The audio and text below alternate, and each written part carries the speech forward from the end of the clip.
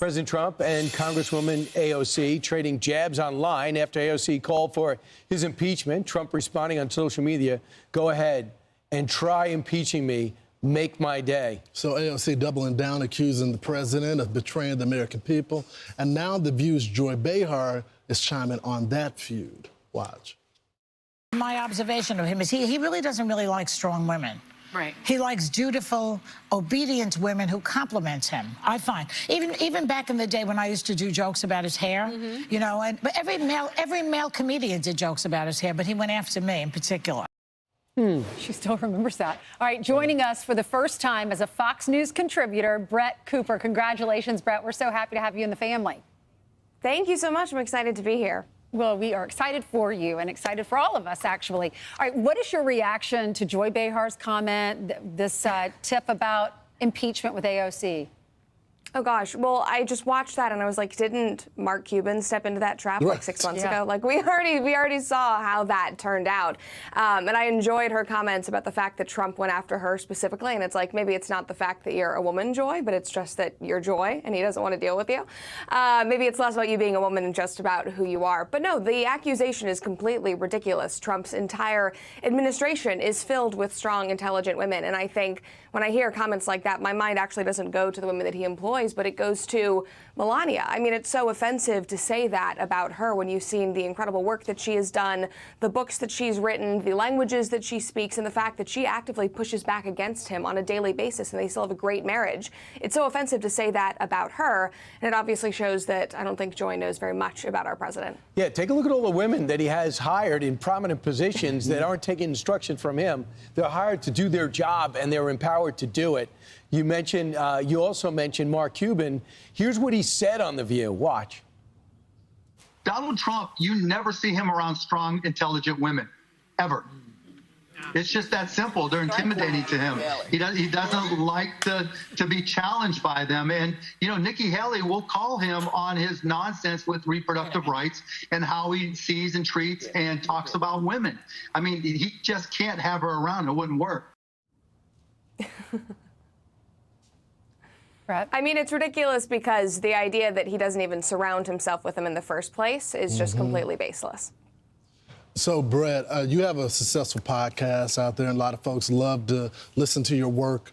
So it looks like the progressives now and the liberals are now trying to do the podcast space. And Bernie Sanders went on with Joe Rogan, but he tried to catch him in a gotcha. Here's a little bit of that. We could talk about it on, but he spent $270 million to elect Trump as president. Okay. I think that's absurd that any one person. What's the most someone donated towards the Harris campaign?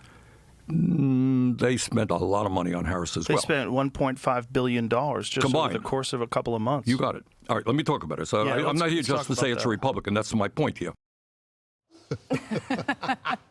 What did you make of that, Brett? Oh, well, it's just so perfect. I don't think that Joe Rogan is somebody that you can really catch in a gotcha moment. I mean, he is so on it always with his guests. But, I mean, it's hypocritical, obviously, like you said. Kamala blew through $1.5 billion in just a few months. But also, I think we should speak about Bernie Sanders himself. In 2020, didn't he spend $50 million on his very unsuccessful campaign? And when he was campaigning for Kamala Harris, he was, you know, racking in the benefits of all of that money.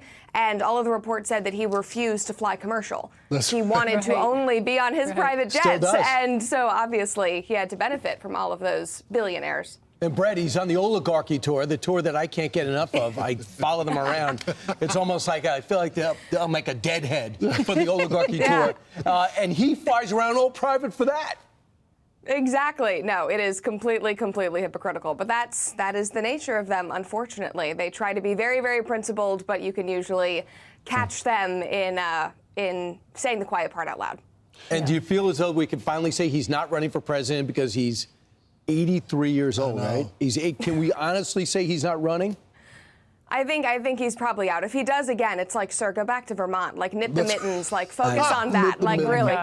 Go back to your summer home. Brett, we're so excited to have you a part of the network, and especially with our young viewers as well. We know that you're going to bring a lot of folks in to watch Fox. And put Lawrence on your podcast. That's what you're saying. That's why you're being so nice. I did not say that. That's what. Can you please book him?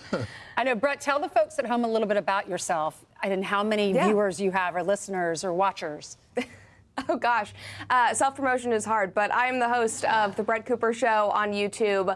I started at the Daily Wire with my show, The Comment Section, which over 3 years we amassed over 9 million followers across all platforms. And then I left at the end of last year and started my own endeavor. And we talk about politics and culture and everything in between. And we try to make sense of the world with a hefty dose of levity and fun, which is what I try to focus on. We love that. Yeah. Sounds good. And you're very successful. Congratulations. Thanks, Brett. Thank you so much. Happy to be here. All right, soon she'll get good at self-promotion. It'll come soon. All right, thanks so much. I'm Steve Ducey. I'm Brian Kilmeade. And I'm Ainsley Earhart. And click here to subscribe to the Fox News YouTube page to catch our hottest interviews and most compelling analysis.